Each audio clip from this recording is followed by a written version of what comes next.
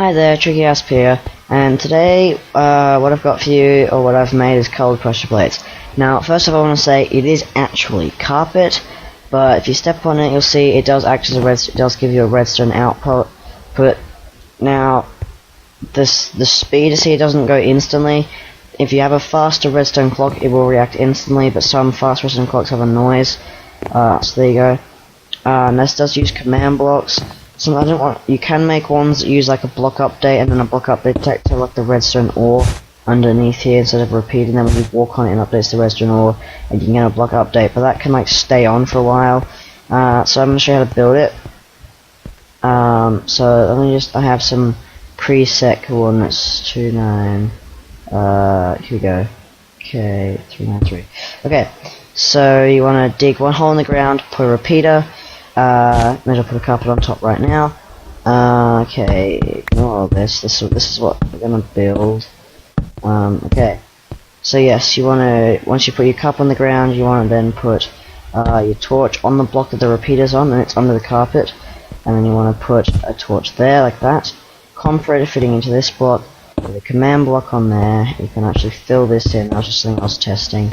And then you wanna get your hoppers, and you wanna just place it like that, and you have to crouch or sneak, hold your sneak key so you can do that, and then you just want to place a comparator going in there.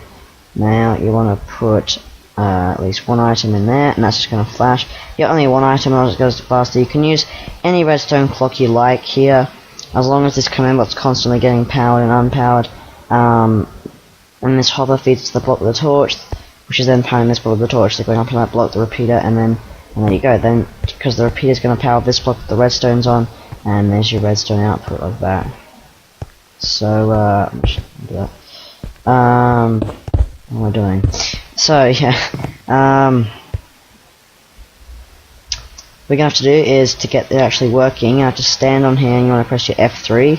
Now, I can't actually show you, but, the X, if you go to the top left and you just come right down to like the second section, you'll see the X, Y, and the Z.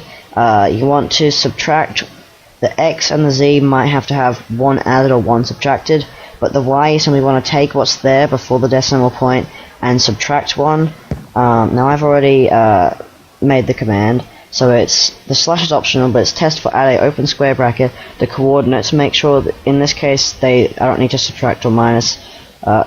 Subtract or add, sometimes you do, but the height right here you definitely need to subtract 1, and then you just got over here we have radius 1, and this is important because the radius is 1, it's going to sink into because the height's down by 1 block and the radius is 1, which means it'll only be 1 block above ground, so the pressure plate won't activate when you stand to the side of it. So this is the command you got to paste in here. We'll type in, and you just hit done. Oh dear, what did I do? R equals 1. Done. There we go. When you stand on here, you should get a redstone output.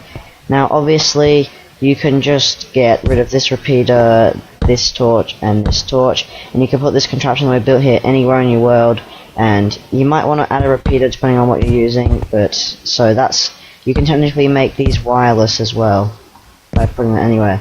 But if you want a pressure plate that simply works when you step on it, that is technically colored because you can use all the colors that you have with carpets. Now wow, that's actually really slow. So now I'm just going to show you some redstone clocks you can hook up.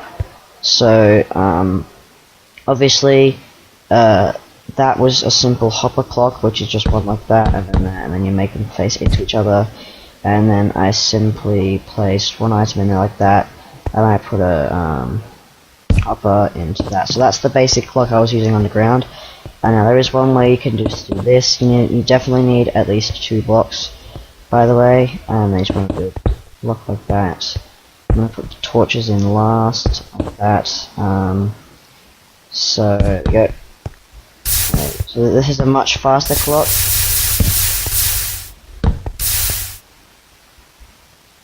Although it's not being that noisy. Normally it's quite noisy, but that's a really fast one.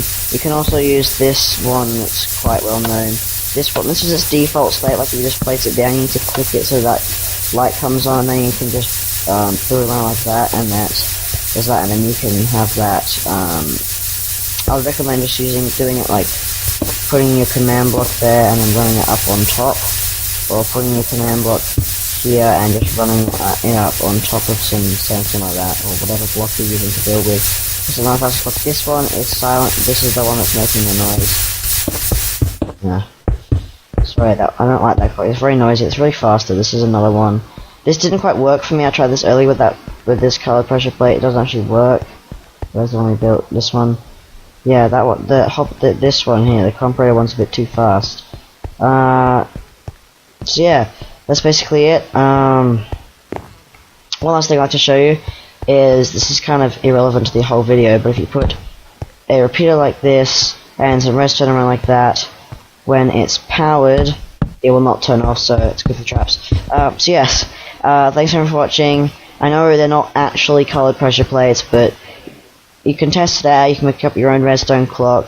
If you've got a faster redstone clock, it is pretty much the same like responsiveness as a pressure plate, and you can use colored carpets, and it's kind of thickness, so they are kind of colored pressure plates.